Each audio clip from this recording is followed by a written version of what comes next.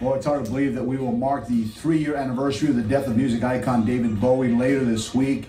The legend passed away on January 10th, 2016 of liver cancer. But fans across the globe and right here in our area are working to keep Bowie's magic alive. Once again, Philly is proving its love for David Bowie with more than a week of events and activities designed to celebrate the man and his unique spirit.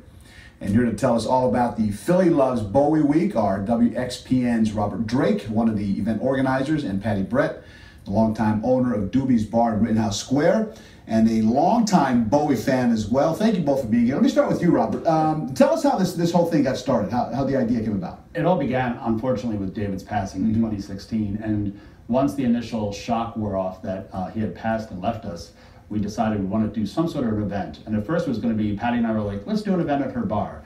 And then we quickly realized, because people sort of came out of the woodwork, we want to be part of this. And one event led to the idea of, well, why don't we do several events? And that's kind of where we got a whole week worth of our first Philly Loves Bowie week, that whole first year. Yeah, Philly loves Bowie, but he seemed to love Philadelphia as well. His first live album was recorded at the Tower in Upper Darby, right? That's what Patty could tell you all about that. She was there firsthand. Patty, tell us about that and the fact that you met him at the age of 17, and you say that his music provided the soundtrack of your life. It did.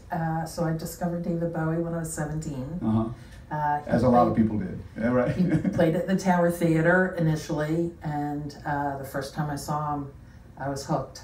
Tell me what he was like. Tell us how you got to know him and your association with him. Well, he recorded another album here in Philadelphia in the studio, and we hung out. We got invited up into the studio to give him some feedback on it. But there was a connection there that he was such a gracious, kind man with his fans. He always had time to speak to us, to take pictures, to sign autographs. And he always looked out for us as well. When we were at the studio, he always made sure we had food, we had a way home. He was just a very kind, generous Probably man. different from the persona that we probably see Absolutely. as a performer. Tell us about the events, Robert, and what's happening now. Well, the whole week started off on Friday. We've got an art show happening that's available all week long at Old City, Philadelphia. We had a big dance party this weekend. We've also had some cabaret events. We have film screenings coming up. We try to create events and activities that are multi-generational because we know that the fans of David Bowie are multi-generational.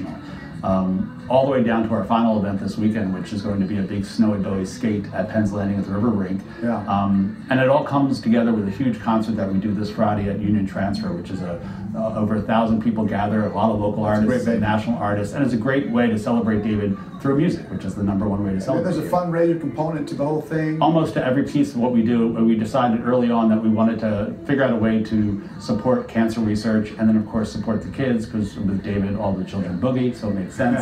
So a lot of the things we do raise money to support the Cancer Center at Children's Hospital of Philadelphia. Robert and Patty, thank you so much for coming in and sharing your love of David Bowie with us this morning. For details about all of the events that we're talking about happening during Philly Loves Bowie Week, just tap on the NBC10 app and look for Find It on 10.